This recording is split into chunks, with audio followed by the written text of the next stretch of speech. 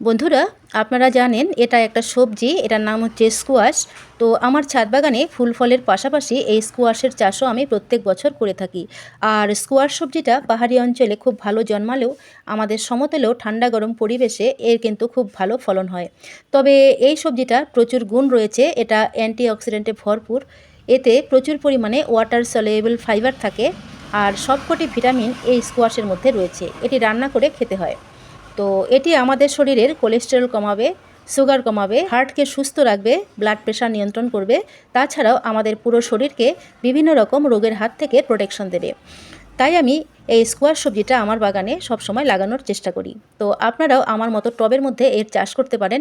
এর চারাটাও আমি বাড়িতে তৈরি করেছি, তার জন্য এর আগে আমি ভিডিও দিয়েছি। এই কুয়াশ গাছের মধ্যে আমি পুরোটাই অর্গানিকভাবে খাবার প্রয়োগ করি। আর আমার ছাদ বাগানে সারা বছর জুড়েই কোনো না কোনো লতানো সবজি গাছ থাকে বলে আমি একটি বাঁশের মাচা সারা বছর জুড়েই আমার বাগানে তৈরি করে রাখি। তো যাবতীয় লতানো গাছ আমি সেই মাচাতেই তুলে দিই। এই স্কোয়াশ গাছটাকেও আমি সেই মাচাতেই তুলে দেব। তো স্কোয়াশ গাছটা একটু রোদ্রে বসাতে হয়, আর জলের পরিমাণ একটু কম করে দিতে হয়। অতিরিক্ত জল কিন্তু কুয়াশ গাছের গোড়ায় পচন ধরে যায়, আর বেশি কিছু যত্নের দরকার পড়ে না। এভাবেই কিন্তু গাছটা আমাদের প্রচুর ফলন দেয়।